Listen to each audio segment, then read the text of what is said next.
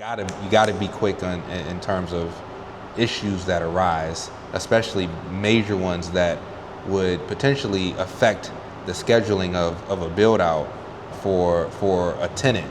Otherwise, you could run into different things such as their build out slowing down, and they can in turn, from a tenant's perspective, use that as a reason to push out when they plan on paying you rent for the space that they're building out due to something that the landlord is at fault of. What's going on, folks? Eddy Carrington, mayor of Flux City, and I don't have my mic. I gotta apologize, as the sound may not necessarily be that good, but with that said, I just wanted to chime in, touch base with you, give you a heads up as to what's happening this week.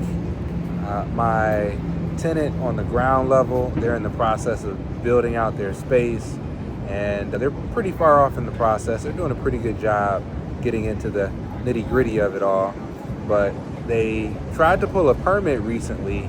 The subs of the GC tried to pull a permit, the fire alarm permit, and the city told them that they weren't able to pull a permit due to a parking pass permit or a parking exemption that I needed to obtain, which we already obtained that back in 2022.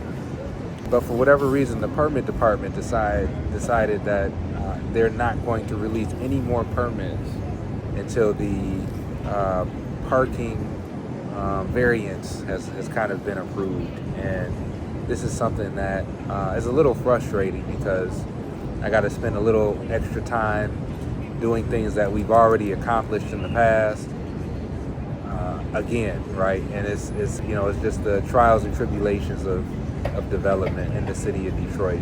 And I'm not going to necessarily blame the city alone for issues like what I'm running into now, as I'm pretty sure it happens elsewhere.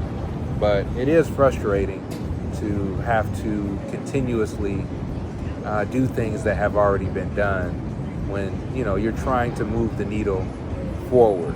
And even the smallest of roadblocks could slow down the construction team for the restaurant tenant that's building out their space by a few days, a few weeks, who knows? But at the end of the day, here I am trying to figure out what the heck's going on. But while I'm down here, I was able to get a little bit of a walk in, sitting in the Spirit of Detroit Plaza. And as you can see behind me, I got the big dog behind me watching my back. But yeah, I just wanted to chime in and just kind of let you know these are the types of things that you continuously will run into. And there's no real playbook when it comes to what to expect. You just have to be really good at solving problems. And that's what, as a developer, you constantly are doing. Solving problems for your current/active projects. And that problem solving could look like a number of things, as well as for the newer projects that you're trying to develop. Your biggest problem is actually looking for money, looking for the dollars to actually accomplish said project. And so I was on a panel a few days ago with Brandon Hodges, and he said something that really clicked with me. He said, 80 to 90% of my time is spent looking for money. And that is absolutely correct. That is 100% correct when it comes to being a developer, trying to figure out ways to get these projects financed, get the gap funding needed in order to make these projects make sense, to convince the funding partners from the senior debt side or the conventional debt to potentially cut a check for what you're pitching them, working with the different government entities to see if there are any grants or low interest loans that you can take advantage of. But as you can see, I got a wasp floating around me, and I think I'm going to cut this video short before I get stung. So today I'm actually on site on the east side. We had some representatives from Blue Cross Blue Shield stop by, check out the site. Blue Cross Blue Shield is actually one of our funding partners indirectly via the Strategic Neighborhood Fund which is basically administered by Invest Detroit. And so there are a number of funders that kind of support these different neighborhoods in the city of Detroit, specifically 10 neighborhoods in the city of Detroit, through grant dollars that they infuse and basically give to Invest Detroit to invest in turn into projects such as the ribbon that I was able to accomplish. So they're indirect funding partners through the S&F fund. But they showed up to the site. I was able to walk them around. There's a new leader for the community, or for the community side of Blue Cross Blue Shield, that wanted to check the site out, and we had a great conversation. And one of the things that she mentioned was that the amount of funding for these different initiatives that Blue Cross Blue Shield has diminished a bit because of a number of various things. But that is just another example of the sign of the times. It's just really, really harder to gain access to those types of gap fundings or subsidy options that we used to have just a few years ago. And as a developer, you have to, in order to be successful, you have to figure out a way to evolve and try your best at identifying other opportunities that will give you the best chance at making a project pencil.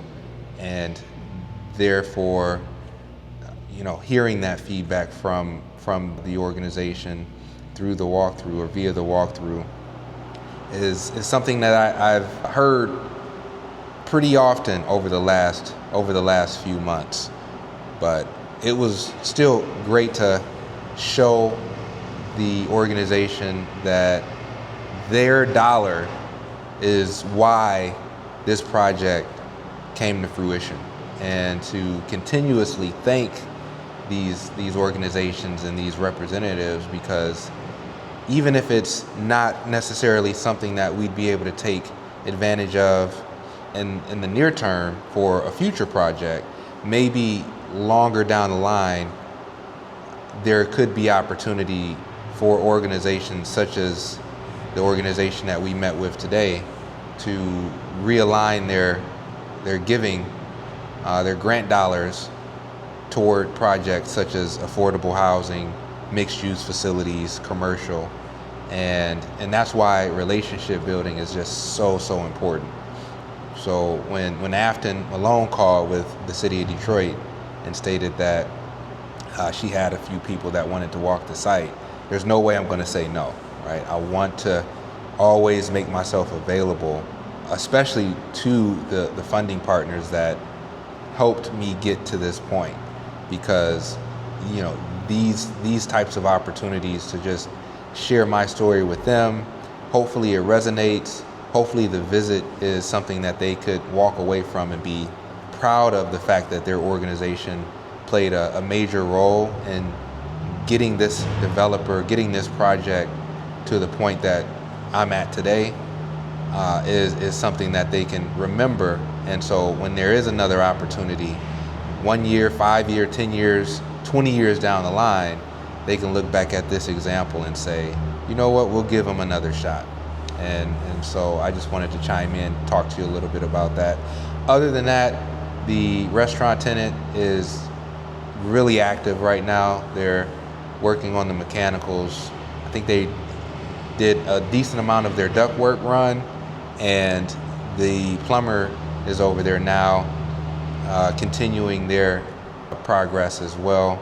So, they're not slowing down, even with the challenge that we ran into earlier this week of one of their subs going to get a permit and being denied for the permit because of a parking variance that I needed to get, which I already got. So luckily that was resolved last night. I got an email back from the permit reviewer stating that what I provided him was sufficient enough to basically green light the permit that the fire alarm contractor or subcontractor was applying for, ultimately getting them or keeping them in motion without too many roadblocks.